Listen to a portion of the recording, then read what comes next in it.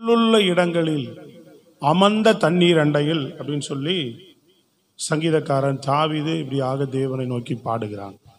தேவன் நம்மை புல் என்றால் தேவனுடைய வார்த்தைக்கு அடையாளமானது. புல் என்பது வசனத்திற்கு வார்த்தைக்கு அடையாளமானது. உணவு, புரியுதுங்களா உங்களுக்கு? உணவு என்பது வசனம் எப்படிப்பட்டது?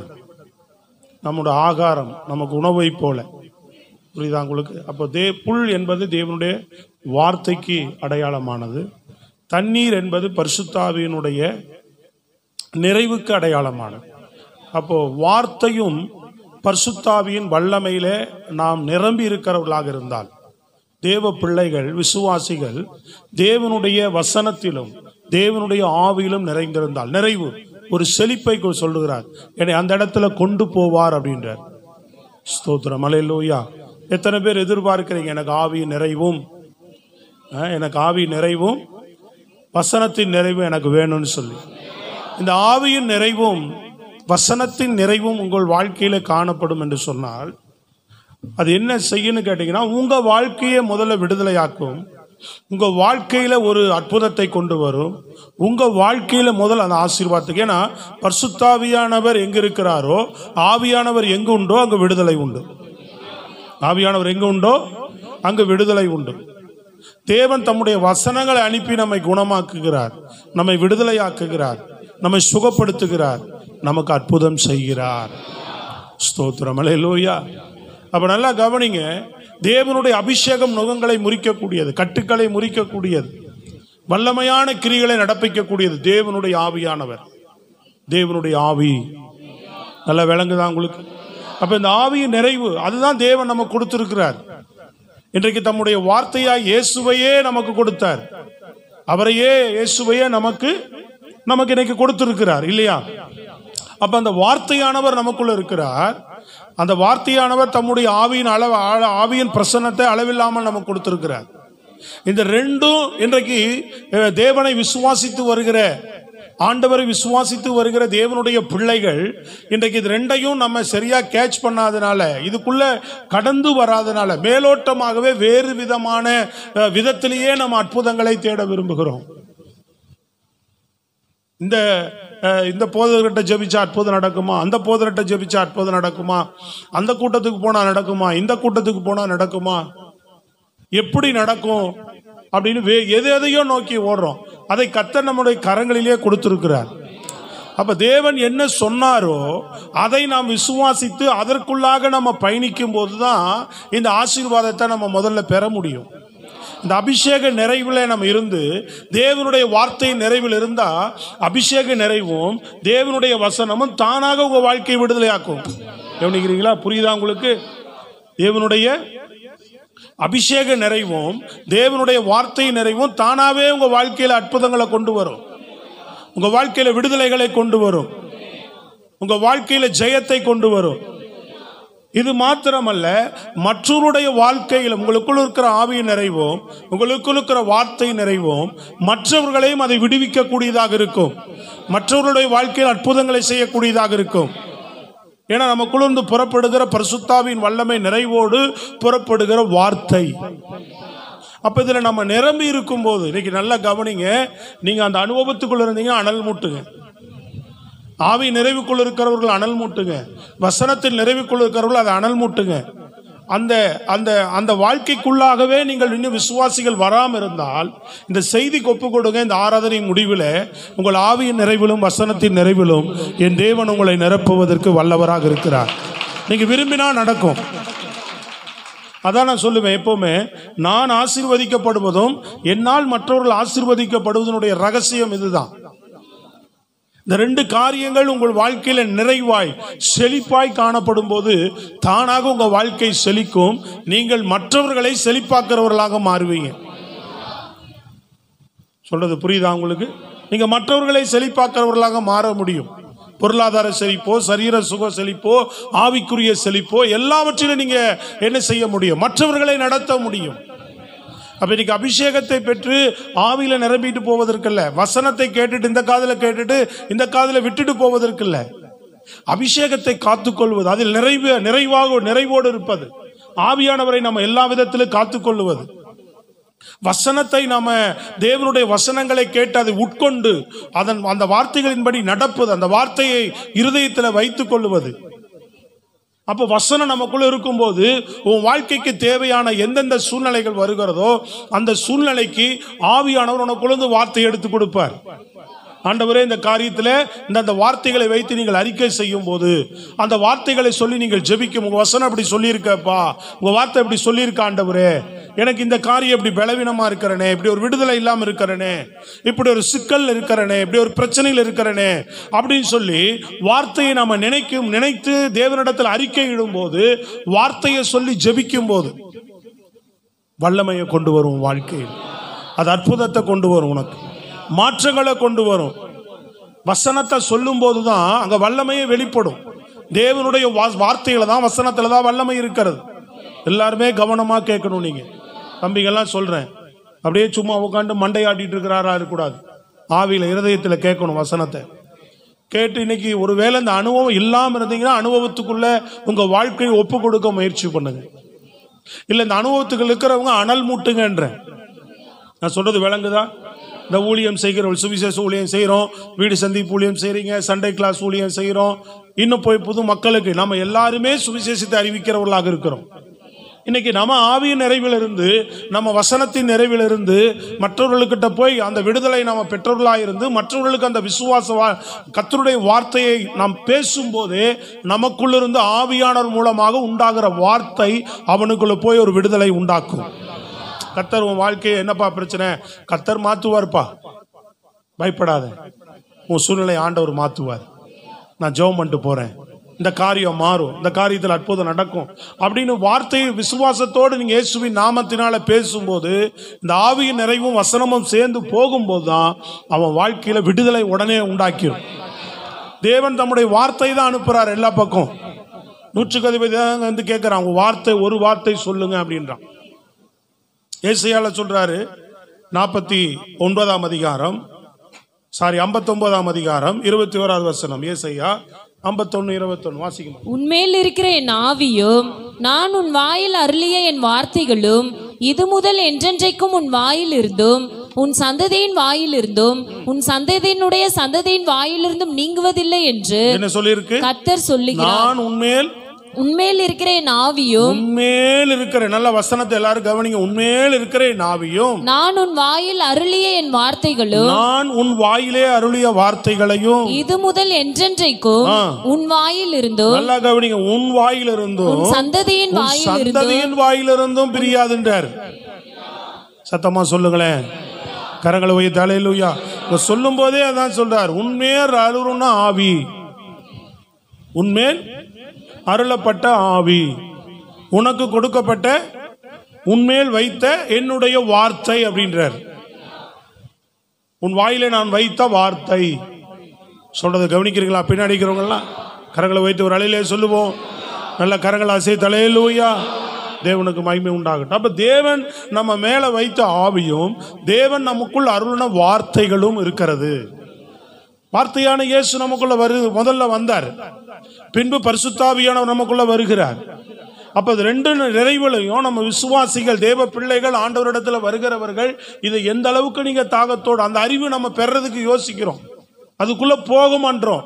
பிசாசு உன்னை போகாதபடி உனக்குள்ள ஒரு அரணை கொடுத்து, உனக்குள்ள ஒரு இருளை கொடுத்து, மாம்சீகமான ஒரு எண்ணங்கள் மேலோங்கி இருப்பதனால இந்த எண்ணங்களுக்குள்ள போகவே மாட்டோம். இதை பற்றி தேவனுடைய காரியங்களை மேலோட்டமாக தேடுகிறோம், மேலோட்டமா வரோம், முடிஞ்சா ஏதோ ஒரு சின்ன ஜெபம் பண்றோம், சபை கூடி வந்துட்டு போகிறோம்.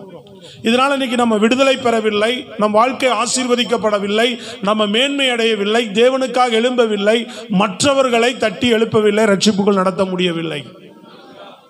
இதான் விஷயம். கர்த்தர் எதை நம்ம கொடுக்காம இல்ல. இன்னைக்கு இந்த வசனத்தை நீங்க தாகத்தோடு கேட்கிறவளா இருந்தா, யார் கேட்கிறீர்களோ அவர்கள் மேல நிச்சயமா ஆவியானவர் தம்முடைய ஆவியின் வல்லமையும் தன்னுடைய வார்த்தையை இன்னைக்கு கொடுக்க விரும்புகிறார். அவர் இந்த ஆராதனை முடிவில் தருவார். பிரைஸ் தி லார்ட், அல்லேலூயா. விரும்புகிறவருடைய வாழ்க்கையில கிரியை செய்துட்டே தான் இருப்பார் ஆண்டவர். சத்தமா சொல்லுங்க அல்லேலூயா. நான் எப்பொழுதும் போல கேட்டுட்டு போயிட்டே இருப்பேன்னா என்ன செய்யாது? ஆண்டவர் கிரியை செய்ய முடியாது. சொல்றது விளங்குதா உங்களுக்கு? பிரைஸ் தி லார்ட், அல்லேலூயா. சத்தமா சொல்லுங்களேன். ஆமா. அப்ப தேவனுடைய அந்த வார்த்தையை நம்ம எந்த அளவுக்கு நம்ம ஆவியினுடைய அந்த நிறைவை நாம் பெற்றுக்கொள்ளுகிறோம். அதுல ஒரு தாக வேணும். இன்னைக்கு அந்த அந்த நிலைக்குள்ள நம்ம போகிறதே இல்லை. இன்னைக்கு சத்துரு அந்த அரணை கொடுத்து அந்த இருளை கொடுத்து உள்ளுக்குள்ள போகாதபடி, இதுல எல்லாம் நம்ம நிறைவாய் நம்ம வாழக்கூடாதபடி என்ன பண்றான் சத்துரு? இன்னைக்கு எல்லாரையும் தடை பண்ணி வச்சிருக்கிறான். மாம்ச காரியம் தான் மேலோங்கி இருக்கிறது, உலக காரியங்கள் தான் மேலோங்கி இருக்கிறது. மற்ற ஏதாவது சிந்திச்சுட்டு இருக்கிறோம். ஒரு பேரளவுக்கு ஒரு பாரம்பரிய கிறிஸ்துவர்களாக நம்ம வாழ்கிறவர்களா இருக்கக்கூடாது. அனுதினமும் தேவனோடு நடக்கிறவர்களாக நீங்க இருந்தீங்கன்னா இந்த உலகத்துல ஒவ்வொரு நாளும் உங்க வாழ்க்கை வெற்றியோடு கூட கர்த்தர் நடத்த அவர் வல்லமையுள்ளவராய் இருக்கிறார். அல்லேலூயா. அவருடைய அற்புதத்தினாலே உங்களை நடத்துவார், அவருடைய விடுதலையினாலே நடத்துவார், அவருடைய ஆசீர்வாதத்தினாலே நடத்த விரும்புகிறார் நம்மை. இன்னைக்கு நம்ம போராடிக்கிட்டே இருக்கிறோம். ஆண்டவர்கிட்ட வந்தோம், எனக்கு இன்னும் விடுதலை கிடைக்கல, எனக்கு இன்னும் அற்புதம் நடக்கல, என் வாழ்க்கையில மாற்றம் வரல, விடியல் வரல, ஆசீர்வாதம் வரல. இப்படியே நம்ம புலம்பிக் கொண்டு என்ன செய்கிறோம்? அநேக நேரங்களில புலம்பிக் கொண்டே தான் பயணிச்சுட்டு இருக்கிறோம். ஒரு கேள்வியோட தான் பயணிச்சுட்டு இருக்கிறோம். அவன் சொன்னா பாருங்க, அவிசுவாசத்தோட தான் பயணிச்சுட்டு இருக்கிறோம். கேள்வி உங்களுக்கு வந்துட்டாலே அவிசுவாசம் ஆயிடுது. ஏன் ஏன் ஏன் இப்படி இருக்குது, என்னமோ என்னமோ அப்படி கேள்வியோடயே போயிட்டு இருக்கிறோம். விசுவாசத்தோடு போக மாட்டோம். தேவன் மேல நம்பிக்கையோடு அவரை பின்பற்றுகிறோமான்றோம். விளங்குதாங்க?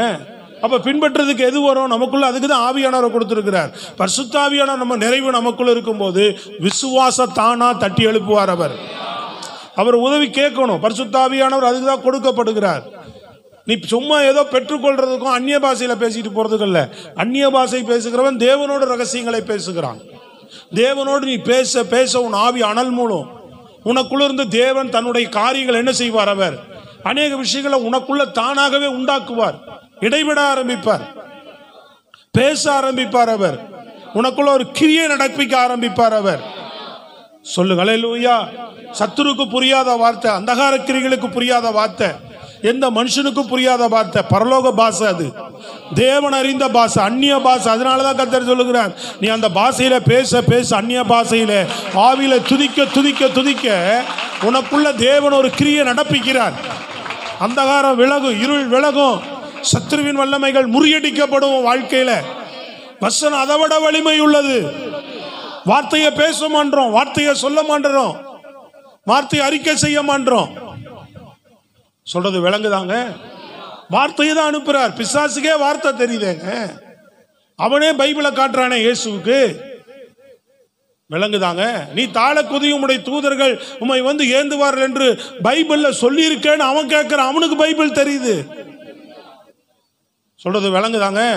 உனக்கு தெரியுதா பைபிளு? உங்க நம்ம கிட்ட பைபிளை காட்டுறான்ல, வசனத்தை காட்டுறான்ல அவன். ஹலோ, நல்ல சத்தமா சொல்லுங்களேன். அப்ப நம்ம வசனங்களை அறிந்து கொள்ளுகிறவர்களா இருக்கணும். அதுல தாக வேண்டும். நமக்கு வார்த்தைகளை நம்ம பிடித்துக் கொள்ளுகிறவர்களாக இருக்க வேண்டும். சொல்றது புரியுதுங்களா? அதான் சொல்றார், உன்மேல் வைத்தா என் ஆவி, உன் வாயில் அருணை என் வார்த்தை அப்படின்றார். உன்னை விட்டும் உன் சந்ததியை விட்டு, உன் சந்ததியை விட்டுன்றார். உன்னை விட்டு உன் சந்ததியை விட்டு அப்படின்னா அடுத்த ஜெனரேஷன். உன் சந்ததி சந்தினா தலைமுறை தலைமுறையும் அது நீங்காது. நீ அதுல வாழ்ந்தேனா அது தலைமுறை தலைமுறையா அந்த அபிஷேகம் போயிட்டே இருக்கும். ஜீவனோடு கை தட்டி சொல்லணும் இல்லையா? கை தட்டுறதுனால எப்படி தட்டணும்? ஒரு அல்லேலியா சொல்லி சோத்திரம் பண்ணி ஜீவனோடு தேவ மகிமை இறங்கணும். நீ கை தட்டும் போது தேவ அபிஷேகம் இறங்கணும். கர்த்தருடைய வார்த்தை உனக்குள்ள உடனே கிரியை செய்யணும். பிரைஸ் காட், ஹல்லேலூயா. பலமா சத்தமா ஒரு அல்லேலூயா சொல்லுங்க. தேவனுடைய நாமம் மகிமைப்படுவதா. பிரைஸ் காட், ஹல்லேலூயா. ஆம். அப்ப அந்த அந்த அந்த அனுபவத்தை நீங்க என்ன செய்யணும்? தேடிக்கிட்டே இருக்கணும். ஒவ்வொரு நாளும் ஆவியில நிறைவின் அனுபவத்தையும் வசனத்தின் நிறைவின் அனுபவத்தையும் நீங்க என்ன செய்யணும்? பேசிக்கிட்டே உங்க வாழ்க்கையில ஒவ்வொரு காரியங்களையும் நீங்க அதை பிராக்டிஸ் பண்ணிக்கிட்டே இருந்தீங்கன்னு சொன்னா உங்க வாழ்க்கையிலிருந்து புறப்படுகிற அந்த அபிஷேகம் மகிமையானதா இருக்கும். எலியா மேல அபிஷேகம் இருக்கு, எலியா மேல அபிஷேகம் இருக்கு, அவருக்குள்ள கர்த்தருடைய வார்த்தை இருக்கு. சாரிபாத் விதவை வீட்டுக்கு போறாரு. அங்க போய் சொல்றாரு, என்னம்மா உங்ககிட்ட இருக்கு? என்கிட்ட கொஞ்சம் எண்ணெய் கொஞ்சம் மாவும் தான் இருக்கு. அப்ப அவர் கொடுக்கிற அபிஷேகத்தின் வார்த்தை தேவன் உண்டாக்குறார். ஆவியானவர் வார்த்தை உண்டாக்குறார். நீ அங்க போனார். அங்க போனோடனே ஆவியில ஏவப்படுகிறார், நீ சொல்லு அங்க. அப்ப ஆவியில ஏவப்படுகிற அந்த சொல்லப்படுகிற வார்த்தை பாருங்க, நீ போய் முதல்ல அதை எனக்கு கொஞ்சம் கொண்டு வா, பஞ்சகாலம் முடிகிற வரைக்கும் உன் எண்ணெயும் மாவும் குறையாது என்று கர்த்தர் சொல்லுகிறார். ஆவியில வார்த்தை வருது அவருக்கு, ஆவியிலிருந்து உண்டாகிற வார்த்தை. இது எலியாவினுடைய வார்த்தையா இருந்தா வெறுமையா போயிடும். சொல்றது விளங்குதாங்க? இப்ப நம்முடைய சுய வார்த்தையில பேசி எதை சாதிச்சிட முடியும்? திறமையா பேசுவோம், ஞானமா பேசுவோம், அறிவா பேசுவோம், புத்தியா பேசுவோம். இதெல்லாம் அந்தந்த நேரத்துக்கு வேணா உதவ முடிய அது பெரிய அளவுல உன் வாழ்க்கையில் அற்புதங்களை கொண்டு வராது. நீ உன் தொழிலை தொடங்கும் போது போய் காலையில கை வச்சு இயேசுவின் நாமத்தினாலே நீ கையிட்டு செய்யும் வேலையெல்லாம் உன் தேவனாய கர்த்தர் உன்னை ஆசீர்வதிப்பார் என்று நீங்க சொல்லி இருக்கிறீங்க. ஆண்டவரே, என் தொழிலை என் வேலையை நீங்க ஆசீர்வதிங்க. வார்த்தை அங்க வச்சு பாரு. உன் ஆசீர்வாதத்துல சத்துரு கை வைக்க மாட்டான்ல, நல்லா தட்டி சொல்லேமா.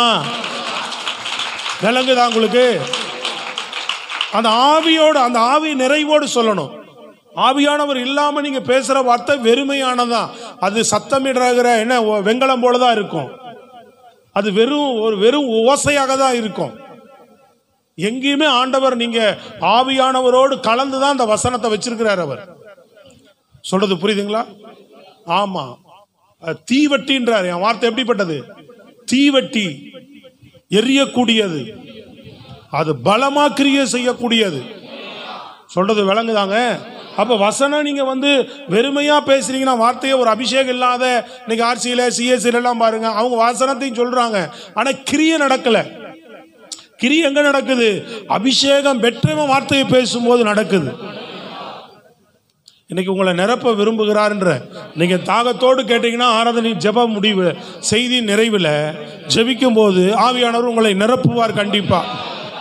தாகத்தோடு கேட்டீங்கன்னா, விரும்புறவங்க இருந்தீங்கன்னா, இது உன்னை முதல்ல விடுதலையாக்கும். உங்க வாழ்க்கையில் இருக்கிற கடனை நீ தொடர்ந்து அறிக்கை செய்யணும். அங்கதான் நாங்களாம் அப்படி சொல்லிதான் எங்க வாழ்க்கையில மாற்றத்தை கொண்டு வந்தோம். ஒரு நாள் இல்லை, 2 நாள் இல்லை, சொல்லிக்கிட்டு வார்த்தையை வச்சுக்கிட்டே இருப்போம். சோத்திரம். சொல்றது விளங்குதாங்க? நீ கடன் வாங்காய், கடன் அநேக ஜாதிகளுக்கு கடன் கொடுப்பாய். இந்த வார்த்தையை நான் நம்புறேன்னு சொல்லணும். எனக்கு இந்த வார்த்தை இப்படி இருக்கு, எனக்கே கடன் இருக்குன்னு அவிசுவாசமா கேட்க கூடாது. நீ வாங்கிட்ட, நீ பண்ணிட்ட. சொல்றது விளங்குதா?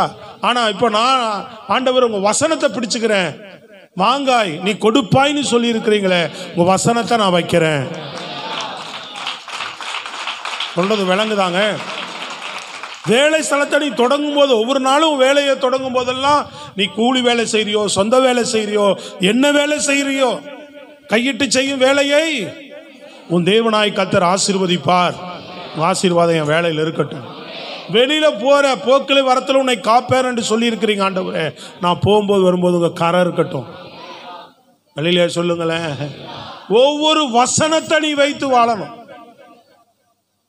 புரியுதுங்களா உங்களுக்கு? என்ன செய்யணும்? வசனத்தை வைத்து வாழணும். ஸ்தோத்திரம். அதுக்கு தாழ்மை. தேவனிடத்துல என்ன வேணும்? தாழ்மையான அர்ப்பணிப்போடு. ஸ்தோத்திரம். அல்லேலூயா. சொல்றது விளங்குதா உங்களுக்கு? அர்ப்பணிப்போடு தாழ்மையா நம்ம அந்த வார்த்தைகளை கேட்டு நடக்கும் போதுதான் தேவன் நம்ம வாழ்க்கையில கிரியை செய்வார். ஸ்தோத்திரம். அல்லேலூயா. சத்தமா சொல்லுங்க பாப்போம். கர்த்தர் நல்லவர். ஆமென். அப்ப எலியாக்குள்ள இருந்த வார்த்தை என்ன செய்தது? சொன்ன வார்த்தை அங்க நடக்குது, கிரியை நடக்குது. உங்கள்கிட்ட குறைவானதா இருக்கலாம், நீ அந்த தொடங்கும் போதே சொல்ல எங்கிட்ட இருக்கிறது குறைவானது ஆண்டவர். ஒரு பாஸ்டர் கிட்ட போயிருந்தோம். அவர் சொன்னார், கல்யாணம் தொடங்கணும், பல லட்சம் செலவு தேவைப்படுது, கையில் 6000 ரூபாய் வச்சு தான் ஸ்டார்ட் பண்ணேன். எவ்வளோ? 6000 ரூபாய் இருக்கு. கல்யாண பேச்சு எடுக்கிறாங்க, பேசிக்கிட்டே போகிறோம், ஜெபம் பண்ணுறோம், முடிவாகுது, டேட் ஃபிக்ஸ் பண்ணுறாங்க, தொடங்கிட்டு போயிட்டே இருக்கிறோம். கர்த்தர் அந்த தேவைகள் எல்லாம் இருந்தது 6 ரூபாய் 6000 தான் கையில், அந்த நாளில் இருப்பு இருந்தது 6000 தான். ஜெபம் பண்ணி போய்கிட்டே இருக்கிறோம். கர்த்தர் எல்லாவற்றையும் சந்தித்து மீதம் எடுக்க பண்ணினார். கரங்களை தட்டி சொல்லுங்களேன். இதுதான் சொல்லணும், இதுதான் விசுவாசம். சொல்றது விளங்குதாங்க? இப்போ 40 நாள் மீட்டிங் நடத்துகிறோம். மீட்டிங் நடத்தும் போதே நம்ம முதல்ல இதுக்கு 1 லட்ச ரூபா செலவு தேவைப்படுது, எல்லா பணத்தையும் ரெடி பண்ணி வச்சுட்டு மீட்டிங் தொடங்குவோம் அப்படின்னா தொடங்க முடியுமா? ஒன்றும் கிடையாது. விசுவாசத்தில் தொடங்குறோம். ஸ்தோத்திரம். அழிலே சொல்லுங்க பார்ப்போம். கர்த்தர் கூட்டத்தை நடத்தி முடிச்சு கர்த்தர் என்ன பண்றாரு? மீதம் எடுக்க செய்கிறார். கரங்களை தட்டி சொல்லுங்கள். அல்லேலூயா. Praise the lord. நம்ம ஒரு நாள் என்ன செய்கிறது இல்லை, இல்லைன்னு சொல்றது இல்லை. நான் எப்பாவது இல்லைன்னு சொல்லியிருக்கிறேன் நான் உங்கள்கிட்ட? இல்லை, சில பேர் சொல்றதா சொன்னாங்க. நான் ஒரு நாள் என்ன செஞ்சது இல்லை, இல்லை இல்லைன்னு சொன்னது கிடையாது. கர்த்தர் நிறைவாய் நடத்துகிறார் தான் சொல்லியிருக்கிறேன். நிறைவாய் நடத்துகிறார், மீதம் எடுக்க பண்ணுகிறார். எனக்கு என் வீட்டில் குறையா இருக்கு, என் வீட்டுக்கு வாடகை கொடுக்க முடியல, என் பையனுக்கு ஃபீஸ் கட்ட முடியல, எனக்கு தேவை இருக்கு கொடுங்க, நீங்கள் வந்து ஒரு நாள் கேட்டதில்லை. சர்ச்சில் கூட்டம் நடத்துகிறோம், சர்ச்சில் ஊழி நடக்குது, அதுக்கு காணிக்க கொடுங்கன்னு மட்டும்தான் கேட்டிருக்கிறோம். தசம பாகம் கர்த்தருடைய வார்த்தை, அதை மட்டும்தான் சொல்லியிருக்கிறோம். அல்லேலூயா சொல்லுங்க பார்ப்போம். ஒரு நாள் என்ன சொல்றது இல்லை. இங்கே வந்து எங்கள் குறைகளை, என்னுடைய குறைகளை ஒரு நாள் என் ஊழியத்தில் தொடங்கி இத்தனை ஆண்டு காலத்தில் ஒரு நாளும் என் தேவையை சபையில் அறிவிச்சதே இல்லை. எந்த ஊழியக்காரன்ட்டையும் போய் அறிவிச்சது இல்லை, யாருக்கிட்டையும் போய் நின்னதே இல்லை. என் தேவனாய கர்த்தர் என்னை நடத்திக்கிட்டு வருகிறார் இது வரைக்கும். பிரைஸ் காட், அல்லேலூயா. ஒரு நாள் அறிவிச்சது கிடையாது. இங்கே எல்லாரும் உங்களுக்கே தெரியும். ஆனால் சில பேர் சொல்கிறாங்களாம், அவர் குறையிட்டே இருப்பார், ஆனால் என்ன பண்ணுவார், சேஃப்டியாக இருக்கிறார். சேஃப்டியாக நான் இங்கே இருக்கிறேன். அல்லேலூயா. என்ன தேவையோ கர்த்தர் என்னை கொடுத்து நடத்துகிறார். ஒரு அலையிலே சொல்லுங்க பார்ப்போம். நான் பயங்கர சேஃப்டியாக அப்படியே சொத்தெல்லாம் சேர்த்து வைக்கல, சொத்து சேர்க்கவும் மாட்டேன். அல்லேலூயா. உண்ண உணவு, உடுக்க உட, இருக்க இடம், அதுக்கு வேண்டியதை தான் கர்த்தருடைய காணிக்கையிலிருந்து எடுப்பேன் எப்பவுமே. கைகளை உயர்த்தி நல்லா சொல்லுங்க பார்ப்போம். இதெல்லாம் சொல்றது யாருன்னு கேட்டீங்கன்னா, கொடுக்காத ஆட்கள். கொடுக்குற ஆட்கள்லாம் கம்மிட்டு இருப்பாங்க, கொடுக்காத ஆட்கள் தான் சொல்லுவாங்க எப்பவுமே. ஸ்தோத்திரம், அல்லேலூயா. கொடுக்காத ஆட்கள் தான் இதெல்லாம் பேசிட்டு அலையிறது. இது வருத்தமா இருந்தது. நான் ரொம்ப யோசனை பண்ணி தான் நான் இந்த காரியத்தையும் பேசுறேன் நான். ஸ்தோத்திரம், அல்லேலூயா. நான் ஒரு நாள் இங்க வந்து ஆண்டவர் தேவைகளை சந்திச்சார், நிறைவா நடத்தினார் தான் சாட்சி கொடுத்துக்கிறேன் ஒழிய, ஊழியம் தொடங்க நாள்ல இருந்து இன்னைக்கு வரைக்கும் இல்ல குறையா இருக்கிறேன், கொடுங்க கொடுங்க கொடுங்க. இங்க சர்ச்சில் வரங்க அத்தனை பேருமா தசமா கொடுக்குறீங்க? விசுவாசம் உள்ளவங்க கொடுக்குறீங்க. 20 வருஷமா கொடுக்காதவங்களும் உள்ள உட்காந்துட்டு தான் இருக்கிறாங்க. விசுவாசம் இருக்கிறவங்க கர்த்தருடைய வார்த்தைக்கு தசமா கொடுக்குறாங்க. கரங்களை உயர்த்தி சத்தமா சொல்லுங்க. விதைப்பது ஊழி கர்த்தருக்கு. நீ எனக்குன்னு விதைச்சா நீ சபிக்கப்பட்டு தான் போவ, உனக்கு ஆசீர்வாதம் வராது. கர்த்தருக்குன்னு விதைச்சா மட்டும்தான் நீ ஆசீர்வதிக்கப்படுவ. கைகளை தட்டி சொல்லுங்க. அல்லேலூயா. Praise the lord. ஹல்லேலூயா. எல்லா நிலையிலுமே கர்த்தர் நிறைவாக தான் நடத்திக்கிட்டு வருகிறார். ஸ்தோத்திரம், ஆமென். இது மட்டும் இல்லை, எல்லா கூட்டங்கள், எல்லா ஊழியங்களும், என் தனிப்பட்ட வாழ்க்கை, எல்லாவற்றிலும் ஸ்தோத்திரம், ஆமென். சொல்லுங்களேங்க. எவ்வளோ தேவைகள் வேலை. திடீர்னு ஒரு தம்பி ஃபோன் பண்ணாப்புல, வெளியில் இருக்கிற ஒரு ஆள், வெளியூரில் இருக்கிறவர், போன வாரம். அல்லேலூயா. இந்த சாட்சிக்கு ரூபன் ஃபோனில் அது அட்ரஸோடு இருக்குது, அனுப்பின காசு. ஸ்தோத்திரம். ஃபோன் பண்ணார், ஐயா உங்களுக்கு ஒரு காணிக்கை அனுப்பணும், நம்பர் உங்களோட ஃபோன் பேர் என்கிட்ட இல்லைப்பா. ரூபனுக்கு ஃபோன் போட்டால் எடுக்கலை, அவன் செல்லை எடுக்க மாட்டாங்க, ஆனால் அனுப்புறதுன்னா அனுப்பிடலாம், அவன் வேணா வச்சுக்கிறான், அனுப்பு அப்படின்னு. ஸ்தோத்திரம், அல்லேலூயா. போன ஒரு 4 நாளைக்கு முன்னாடி 10,000 ரூபாய் காணிக்கை அனுப்பிச்சு விட்டார் வெளியில் இருக்கிற ஊழியர். ஆனால் இங்கே கொடுக்காத அளவு உட்காந்து என்ன பண்ணுறாரு, அவர் ஃபுல் சேஃப்டியில் இருக்கிறாரு. நான் என்ன சேஃப்டியில் இருக்கிறேன்? 2 மாதம் வாடகை அதிகபட்சமாக நான் கையில் வச்சுருந்தா வச்சுருப்பேன் எப்போவுமே. கர்த்தர் பலிபீடத்திலிருந்து சொல்கிறேன், அதிகபட்சமாக எப்பவுமே ஒரு சேஃப்டிக்காக சர்ச்சு வாடகையினுடைய காசு 2 மாதம் வாடகை காசு சேஃப்டிக்காக வச்சுருந்தா வச்சுருப்பேன். அல்லேலூயா. அப்படியே மீதம் வந்தாலும் அது ஊழியத்துக்கு தான், சபைக்கு தான். என் பிள்ளைகளுக்கோ இவங்களுக்கோ இன்னைக்கு வரைக்கும் ஒரு நையா பிசா இல்லை, நாளை கல்யாணம் வந்தாலும் கர்த்தர் தான் செய்யணும். ஒரு குண்டுமணி நகையும் இல்லை, 1 ரூபா கூட அவங்க பேரில் பேங்க்லேயும் இல்லை. கரங்களை வைத்து சத்தமாக சொல்லுங்க. உங்களை எல்லாம் வச்சுட்டு நான் சொத்து சேர்க்கிற மாதிரியா இருக்கிறேன்? சொல்லுங்க பாப்போம். அல்லேலூயா. நம்ம முகத்தை நம்மளே பார்த்துக்க வேண்டாம்? சொல்லுங்களேங்க.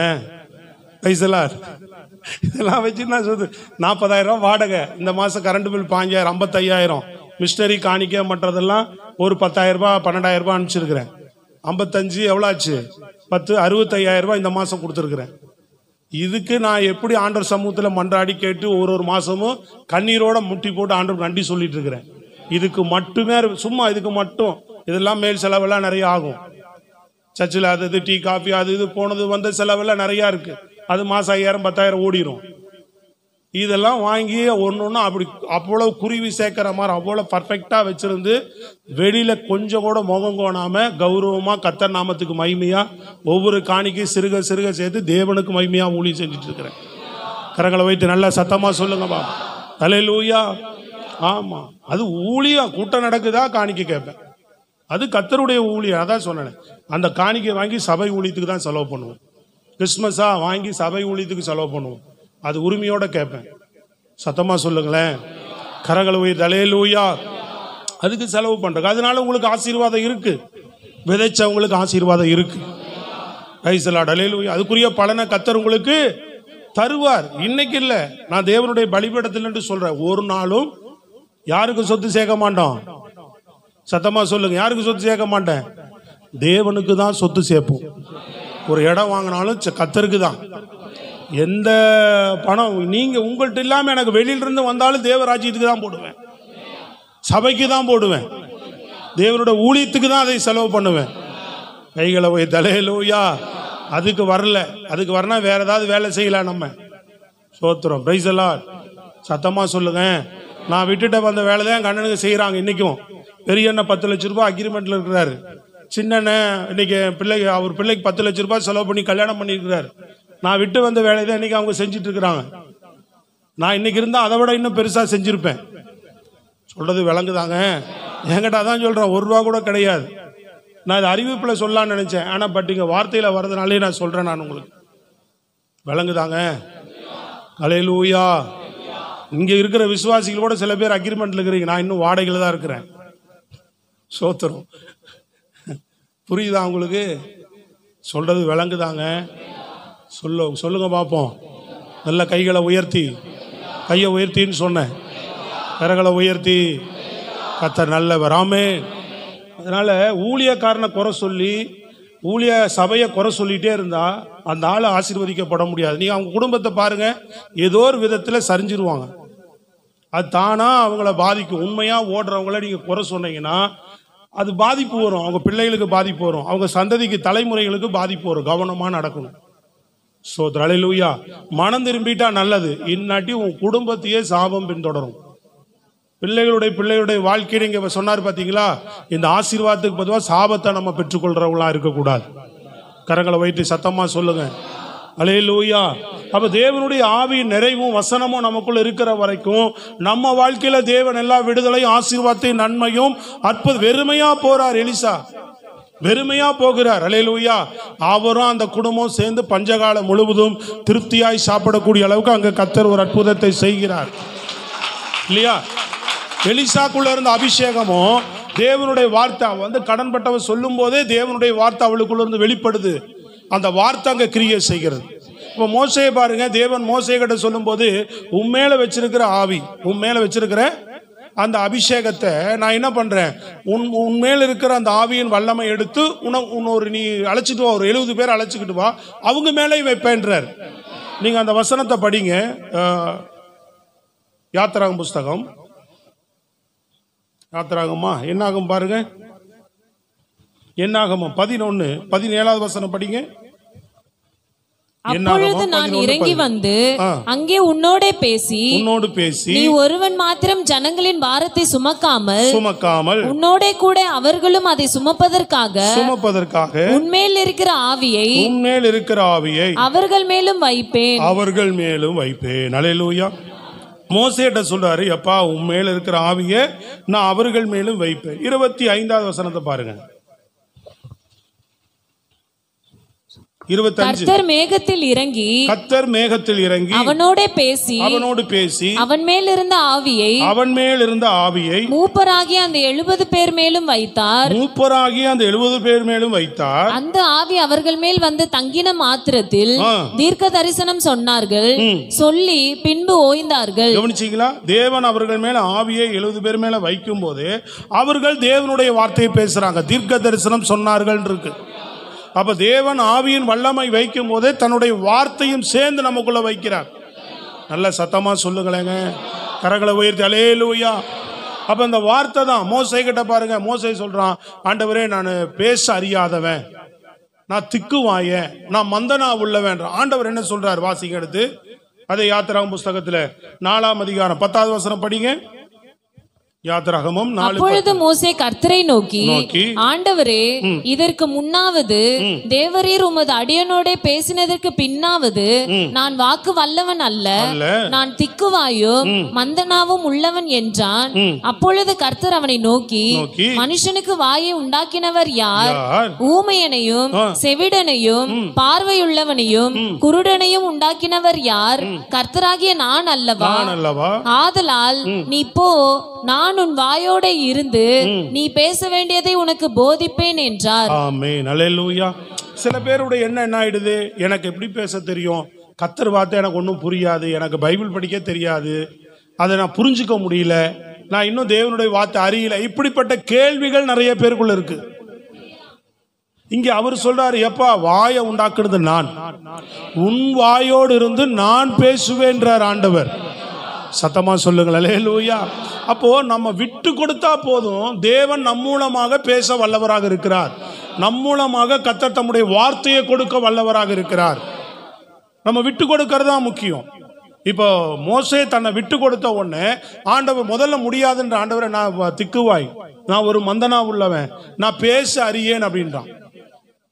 விட்டு கொடுத்தோன்னு ஆண்டவர் என்ன செய்தார்? இப்ப பேதுரு இருக்கிறார், அவர் பெரிய பேச தெரிந்த வல்லவர். அவரு ஏதோ உலக பிரகாரமா சில காரியங்கள் பேசுவாரு, செய்வாரு, வைப்பாரு. அதனால அவருக்கு எந்த காரியமே சாத்தியமாகல. சொல்றது விளங்குதுங்களாங்க? ஒரு மீன் பிடிக்கிறாள், ஒரு படிக்காதவன்.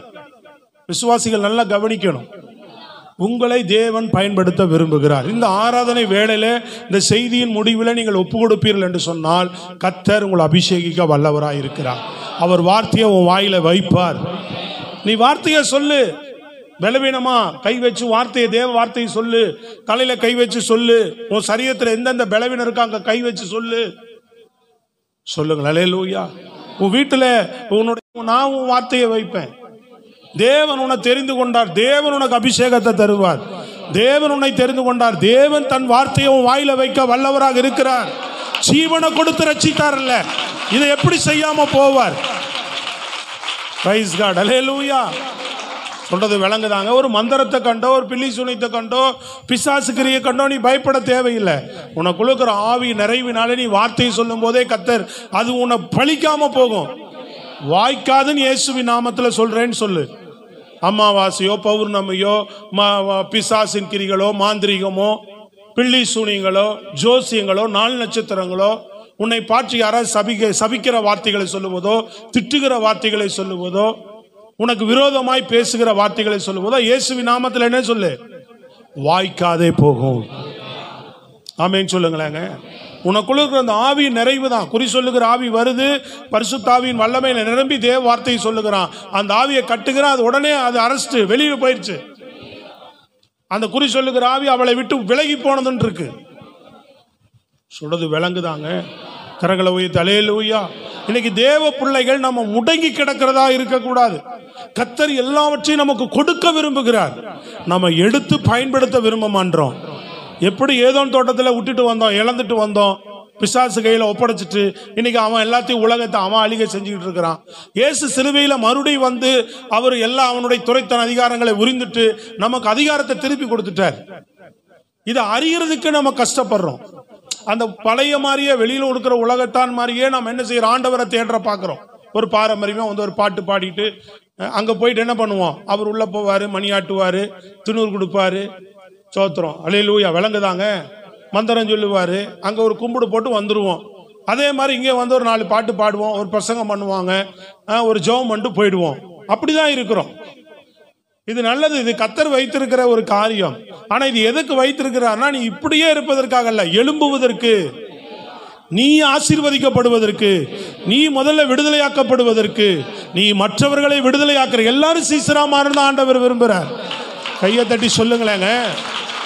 இயேசுவின் நாமத்தினால புறப்பட்டு போய் நீ என்ன பண்ணணும்? சுற்றி இருக்கிற அருகாமையில தெரிஞ்சவங்கள்ட்ட எல்லாம் வார்த்தையை பேசணும் போல்டா.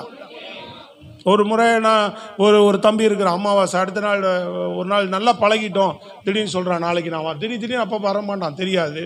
வேலையிலேருந்து ஒரு 6 மாதத்துக்கு அப்புறம் வேலையில் நல்லா பழகிட்டோம். அந்த தம்பி சொல்கிறான், நான் வந்து வேலையிலேருந்து வர முடியாது நாளைக்கு. அப்படி ஏன்னு நாளைக்கு அமாவாசை. நாளைக்கு அமாவாசைனா சரி எங்கேயாவது கோயிலுக்கு போகிறான் போல அதான் சொல்கிறானா. இல்லை, எனக்கு அமாவாசைனா மயக்கம் வரும், வாந்தியாக வந்துட்டே இருக்கும். தலை சுற்றிக்கிட்டே இருக்கும், என்னால் எந்திரிச்சிருக்கு கரெக்டாக நடக்கும்ன்றான். அமாவாசை ஏன்னா என்ன நடக்கும், என் தலை சுற்ற ஆரம்பிச்சிரும், வாந்தி வந்துட்டே இருக்கும், என்னால் நிற்கவே முடியாது, ஏன்னே தெரியல அப்படிமா. அவன் இந்த விக்கிரகங்கள் எல்லாம் அதிகமாக தியானம் பண்ணுவான், அது இதுன்னு தியானம் பண்ணுறேன், அது பண்ணுறேன், ஏதோ ஒரு ஆவி உள்ளே பூந்துருச்சு போல. நான் சொன்னேன், இன்னைக்கு நான் ஜெபம் பண்ணுறேன், நாளைக்கு அமாவாசை, உனக்கு ஒன்றும் ஆகாது, நீ வேலைக்கு வந்துட போகிற அப்படின்னு. சோத்திரம், அல்லேலூயா. நான் நீ நாளைக்கு வேலைக்கு வருவேன் அப்படின்னு சொன்னேன். அவன் சொன்னான், இல்லை இல்லை எனக்கு ரொம்ப வருஷமாக இருக்குது இது, அதெல்லாம் ஒன்றும் கஷ்டம்தான், நாளைக்கு என்னால் வர முடியாது, நீ மாஸ்டர்கிட்ட சொல்லிவிடு அப்படின்னு. நைட்டு வீட்டுக்கு போகும்போது சொல்லிட்டு போகிறான். நான் அடித்து சொல்கிறேன், நீ நாளைக்கு வேலைக்கு வருவேன், நான் போய் ஜெபம் பண்ணுறேன், நீ நாளைக்கு வேலைக்கு வருவேன்னு சொல்லிட்டு நான் வீட்டில் போய் ஜெபம் பண்ணுறேன். சோத்திரம். நைட்டு ஜெபம் மட்டும் படுத்துட்டு காலையில் எழுந்திரிச்சு அந்த தம்பிக்காக ஜெபிக்கிறேன். காலைல வேலைக்கு வந்துட்டான், ஒன்றும் நடக்கலாம், எழுந்தான், குளிச்சான், சாப்பிட்டான், வேலைக்கு வந்துட்டான். சோத்திரம், அல்லேலூயா. என்னடான்னு கேட்டான், ஒன்றும் ஆகலைன்றான். அதுக்கப்புறம் அவனோட ஒரு 10 வருஷம் பழக்கம் இருந்தது. அந்த தம்பி கேட்கும் போதெல்லாம் எனக்கு இல்லை ஒன்றும் ஆகலை, அதோட அந்த அமாவாசை பிரச்சனையே எனக்கு போயிடுச்சு. ஆனால் ஆண்டவர் ஏற்றுக்கொள்ள எதிர்மறையாகவே இருந்தான். ஆண்டவர் அதை ஒரு நாள் சந்திச்சார். சொல்லுங்களேங்க, கரங்களை உயர்த்தி பிரைஸ் லார்ட், அல்லேலூயா. அதான் வந்திருக்காரு 7 மலை, அவருக்குள்ள ஆவி இருந்தது. சோத்திரம், அல்லேலூயா. அப்போல்லாம் எனக்கு 22 வயசு தான். அவருக்குள்ள ஒரு வெட்டு குத்து சண்டை தகராறு, குடும்பத்தை நடத்த முடியாமல், வேலை செய்ய முடியாமல் அவரை அலக்கழிச்சுக்கிட்டே இருக்கிற ஆவி ஒன்று அவருக்குள்ளே இருந்தது. அவர் சத்தியத்தை சுவிசேஷம் சொல்லும்போது, ஆனாலும் ரட்சிக்கப்பட்டதுக்கு அப்புறம் அதே அடிதுடி சண்டை தேவையில்லாமல் வருது, பிரச்சனை வருது, ஜெயிலுக்குள்ளே வரைக்கும் போயிட்டு வர வேண்டியதாக இருக்குது. நான் சொன்னேன், ஜெபம் பண்ணுறேன், வேலையில் நிற்க முடியாது, ஓடிடும், அங்கேருந்து துரத்தி விட்டுரும் அவர், அந்த ஆவி வேலையில் நிற்க மாட்டார். நான் சொன்னேன், உங்களுக்காக ஜெபிக்கிறேன், கர்த்தர் கிரியை செய்வார். நைட்டு 12 மணிக்கு எழுந்திரிச்சு விடிய காலைல 5 மணி வரைக்கும் அவருக்காக ஜெபிச்சேன். சோத்திரம், அல்லேலூயா. நீங்க வேலையில போய் உட்காருங்க, கர்த்தர் கிரியை செய்வாருன்னு சொல்லி. சோத்திரம். ஒரே காரியத்துக்காக நின்று ஜெபம் பண்ணிட்டே இருந்தேன். காலையில் நான் 9 மணிக்கு வேலைக்கு போறேன். அவர் வேலை ஸ்தலத்துல போய் உட்கார்ந்துருக்கும் போது சொல்றாரு, என்னை விட்டு ஒரு ஆவி புறப்பட்டு போனதை நான் பார்த்தேன். வேலையில வண்டியில உட்கார்ந்துருக்கும் போது, நீங்க சோத்திரம் பண்ணிட்டே உட்காருங்க. அதுக்கப்புறம் இன்னைக்கு வரைக்கும் வேலை செஞ்சுட்டு இருக்கிறாராங்க. நான் தான் அவர் நடத்தினேன். ஆனா சில பேர் நம்ம நடத்துவோம், அவங்க வந்து நம்ம நடத்துன மாதிரி பார்ப்பாங்க. சோத்திரம், பிரைஸ் லார்ட். சத்தமா சொல்லுங்களேங்க, கரங்களை உயர்த்தி அல்லேலூயா. அது எப்பவுமே அப்படி கனப்படுத்தி இருந்தோம்னா இன்னும் ஆசீர்வாதங்களை பெறலாம், இன்னும் விடுதலைகளை பெறலாம், இன்னும் நன்மைகளை பெறலாம். கையை வைத்து நல்லா சத்தமா சொல்லுங்களேன், பிரைஸ் லார்ட், அல்லேலூயா. இன்னைக்கு ஜெபிக்கிறோம் உங்களுக்காக, இரவு பகல் ஜெபம் பண்ணிதான் தேவ சமூகத்தில் நின்று தான் சொல்றேன். Praise lord. எங்க பாதிப்போ எங்க பிரச்சனையோ நிக்கிறதுனால தான் இன்னைக்கு நீங்களும் நின்னீங்கன்னா உங்க வாழ்க்கையில் இன்னும் விடுதலை கிடைக்கும், இன்னும் பெரிய காரியங்களை உங்க வாழ்க்கையில கர்த்தர் செய்ய வல்லவராய் இருக்கிறார். சோத்திரம், அல்லேலூயா. படிப்பறிவு இல்லாத பேதுரு, ஒண்ணுமே இல்லாதவன், அவன் பேசுறான், எழுந்து நின்று பேசுறான். ஜனங்க இப்ப கேட்கிறாங்க, நாங்க என்ன செய்யணும்னு கேட்கிறாங்க. எப்படி சொல்லுங்களேங்க, என்ன சொல்றாங்க, நாங்க என்ன செய்யணும் இப்போ? அப்ப பேதுரு வார்த்தைக்கு என்னங்க வலிமை இருக்க போகுது? அவன் சொன்னா ஒரு 3000 பேர் 10,000 பேர் கூடியிருக்கிற ஜனங்கள் மத்தியில எல்லாரும் ஏக சத்தமா கேட்கிறாங்க. இப்போ இதுவரைக்கும் அவன் சத்தத்துக்கு பதில் இல்லை, ஒண்ணுமே கிடையாது. இப்ப ஆவியின் வல்லமை அவனுக்குள்ள வந்துச்சு, எழும்பி நின்று கர்த்தருடைய வார்த்தையை பேசுறான். என்ன செய்யணும் சொல்லுங்களேங்க. இப்ப ஆவியாளர் வந்தோடனே தேவ வார்த்தை அவனுக்குள்ள இருக்கிறதுனால அந்த உட்கார்ந்து இருக்கிற ஆலயத்தில் உட்கார்ந்து இருக்கிறவனை பார்த்து எழுந்து நடன இயேசுவின் நாமத்தினாலேன்னு சொல்லி இடம் பண்றான். அந்த வார்த்தையின் ஆவியின் வல்லமையும் அந்த வார்த்தையும் சேர்ந்து உள்ள போகும்போது அவனை உயிர்ப்பிக்குது பாருங்க. அவனை பரிசுத்தாவின் வல்லமையும் தேவ வார்த்தையும் தான் ஒரு மனுஷனை உயிர்ப்பிக்க கூடியது. உயிர்ப்பிக்கும், பிசாசை நிர்மூலமாக்கும், உனக்கு எதிராக இருக்கிற அரணை ஒட்டச்சிரும். அது நல்லா தட்டி சொல்லுங்களேன், அல்லேலூயா. வார்த்தை அவ்வளவு வலிமை உள்ளது. பரிசுத்தாவின் வல்லமையும் வார்த்தையும் சேர்ந்து போகுது. அங்க உன் வாழ்க்கையில குறை இருந்தாலும் அங்க நிறைவாக்கும். உன் வேலையை முட்டைக்கு ஆசீர்வாதத்தை குறைக்கிற ஆவி விலகி ஓடும். தேவனுடைய பிளஸ்ஸிங் அங்க வரும், வேலை ஸ்தலத்துல வரும், இடைஞ்சல் கொடுக்கிற ஆவிகள் விலகும். இப்பவே இந்த ஆராதனை வேளையில வார்த்தையை பேசி கொண்டிருக்கும் போதே உன்னுடைய வேலை ஸ்தலத்துல உன் வருமானத்துல கை வைக்கிற சத்துருக்களை விளக்குகிறார் ஆண்டவர். நான் கட்டளையிட்டு செபிக்கிறேன், உன் வருமானத்துல கர்த்தர் ஆசீர்வதிப்பார். உன் வருமானங்கள் இனிமேல் இந்த ஆண்டிலிருந்து பெருகும், இன்னும் பெருகும், இன்னும் பெருகும். உனக்கு புது வழிகள் திறக்கப்படும். நல்ல கையை தட்டி ரிசீவ் பண்ணுங்க. கர்த்தர் செய்வார். புது வாசல்கள் வழிகள் திறக்கப்படும். பிளஸிங் வரும். உன் வியாபாரத்தை கெடுத்து ஆசீர்வாதத்தை கெடுக்கிற ஆவிகள் ஓடும். உனக்கு பிளஸிங் உண்டாகிற ஆசீர்வாத ஜனங்கள் உன்னை தேடி வருவாங்க. ஆசீர்வாதம் உன்னை தேடி வரும். கர்த்தர் செய்வார். ஹல்லேலூயா. கரங்களை உயர்த்தி சொல்லுங்க அல்லேலூயா. ஆமா, அங்க ஒரு தடை நடக்கும்போது, ஒரு பிரச்சனை நடக்கும்போது, உன் வாழ்க்கையில் ஒரு ஆசீர்வாத குறை வரும்போது அதை கண்டு நீ சோர்ந்து போய் இப்படியே தான் இருக்க நிலைமை, அப்படி சொல்லாத. இயேசுவின் நாமத்தினாலே தேவன் ஆசீர்வதிப்பார்னு சொல்லு. பிரைஸ் காட், அல்லேலூயா. இயேசுவின் நாமத்தினாலே கர்த்தர் என்ன செய்வார்? ஆசீர்வதிப்பார். தடைகள் இயேசுவின் நாமத்தில் விலகட்டுன்னு கட்டளையிடு. கர்த்தர் கிரியை செய்ய வல்லவராய் இருக்கிறார். பேதுரு இப்படிலாம் பேசுறத கேட்டு அவங்க ஆச்சரியப்பட்டு சொல்றாங்க. வாசிங்க அப்போஸ்தலர் நடபடிகள்ல 4:13 சொல்றாங்க பாருங்க, வாசிங்க. பேதுருவும் யோவானும் பேசுகிற தைரியத்தை அவர்கள் கண்டு அவர்கள் படிப்பறியாதவர்கள் என்றும் பேதமை உள்ளவர்கள் என்றும் அறிந்தபடியினால் ஆச்சரியப்பட்டு அவர்கள் இயேசுவுடனே கூட இருந்தவர்கள் என்றும் அறிந்து கொண்டார்கள். இயேசுவோடு கூட இருந்தவர்கள் என்று அறிந்து கொண்டார்கள். கரங்களை வைத்து சத்தமாய் சொல்லுங்க. யாரோடு இருந்தவங்க? இயேசுவோடு இருந்தவர்கள் என்று அறிந்து கொண்டார்களாம். யாரு? அவங்களே சொல்றாங்க, இவன் படிப்பறிவில்லாதனாச்சே, இவன் பேதமையாச்சே, இவன் எப்படி இப்படி பேசுறான் அப்படின்னு ஆச்சரியப்படுறாங்க. அவங்க சொல்றது விளங்குதாங்க? புரியுதா உங்களுக்கு? கர்த்தர் நல்லவர். அல்லேலூயா. நல்ல கரங்களை உயர்த்தி சத்தமா சொல்லுங்க. அப்ப பாருங்க பிரியமானவர்களே, தேவன் எப்படிப்பட்ட வல்லமையான கிரிகளை தேவன் நடப்பிக்கிறார். ஸ்தோத்திரம். அல்லேலூயா. அந்த நிலைமையெல்லாம் மாறணும். இன்னும் கூட சண்டேக்கு 8:30 மணிக்கு 9 மணிக்கு இன்னைக்கு வேலைக்கு போற நிலைமை இருக்கு. 1 2 ஸ்தோத்திரம். அல்லேலூயா. இதெல்லாம் மாறணும். கர்த்தர் வேண்டிய வருமானங்களை, தேவையான வருமானங்கள், ஆசீர்வாதங்கள் நம்ம அதெல்லாம் ஜெபிக்கும் போதுதான் மாறும்.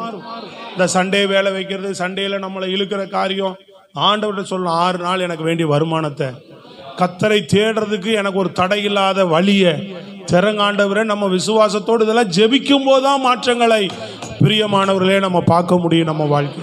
கரங்களை தட்டி சொல்லுங்களேன். Price the Lord. சத்தமா ஒரு அல்லேலூயா. ஆமா, பேதமை உள்ளவர்கள், படிப்பறிவில்லாத ஆச்சரியப்படுறாங்க. இயேசுவோடு இருங்க, கர்த்தரோடு இருங்க. உங்க அபிஷேகம் வார்த்தை உங்களுக்குள்ள வரும். கர்த்தர் பலமா கிரியை செய்வார். அவர் பிரைஸ் காட். அல்லேலூயா.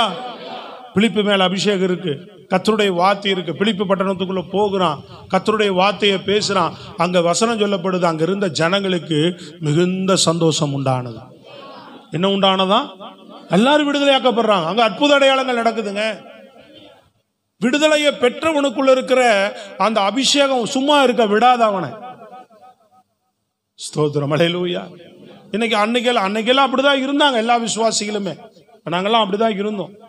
96 ரட்சிக்கப்பட்டு நாங்கள் அனுபவம் பெற்ற போது நாங்கள்லாம் அபிஷேகத்தில் இதை சொல்கிறேன். அப்போல்லாம் விசுவாசியாக இருக்கும் போது தான் அவருக்காக முழங்கால் படிட்டு ஜெபிச்சது. ஊழியக்காரனாக இருக்கும் போதல்ல. போய் சத்தியத்தை சொன்னது, வீடு வீடாக போய் சுவிசேஷம் சொல்லி ரட்சிப்புகள் நடத்தி சபை கொண்டு வருவோம். சொல்றது விளங்குதாங்க? தைரியமாக போய், ஏன்னா ஆவி நிறைவில் இருப்போம், பைபிளை படிச்சுக்கிட்டு இருப்போம், வசனம் எங்களுக்குள்ள இருக்கும், தைரியமாக போய் சொல்லுவோம். ஒரு அழியிலே சொல்லுங்களேங்க. இன்னைக்கு அப்படி நீங்கள்லாம் எழும்பணும். ஸ்தோத்திரம். அல்லேலூயா. விசேஷமா ஊழியம் செய்கிறவர்கள் எல்லாம் இன்னைக்கு நல்ல அனல் மூட்ட விரும்புகிறார், வார்த்தைகளை நிரப்ப விரும்புகிறார். வீடு சந்திக்கு போனீங்கன்னா அந்த வீட்டில் நல்ல ஆசீர்வாதமான வார்த்தைகளை நீங்கள் வச்சுட்டு வரணும். சுவிசேஷ ஊழியத்துக்கு போனீங்கன்னா என்ன பிரச்சனை சொன்னாலும் நாங்கள் ஜெபிக்கிறோம், இயேசு உங்களுக்கு அற்புதம் செய்வார்னு விசுவாசத்தோடு அதிகாரத்தோடு வார்த்தையை வச்சுட்டு வரணும். அவர்களை தேவன் விடுதலையாக்க வல்லவராக இருக்கிறார். கூடவே அவங்களுக்கு விடுதலையை சேர்ந்து கூறிட்டு வரணும், ரட்சிப்பின் விடுதலையை கூறிட்டு வரணும். ஸ்தோத்திரம். அல்லேலூயா. எதை கூறிட்டு வரணும்? ரட்சிப்பின் விடுதலையை நம்ம சொல்லிட்டு வரவங்களா இருக்க வேண்டும். ஸ்தோத்திரம். நீங்க எடுத்து வாசிங்க அப்போஸ்தலர் 8ஆம் அதிகாரம் 29 வாசிங்க பார்ப்போம். 29. ஆவியானவர் நீ போய் அந்த ரதத்துடனே சேர்ந்து கொள் என்று பிலிப்புடனே சொன்னார். முதல்ல பாருங்க, ஆவியானவர் அவனை கொண்டு பேசுகிறார். அந்த சமாரியா பட்டணத்துல ஒரு அற்புதங்கள் நடக்கிறது இல்லையா? நீங்க அதை பார்க்கும்போது 5வது வசனத்துல பாருங்க.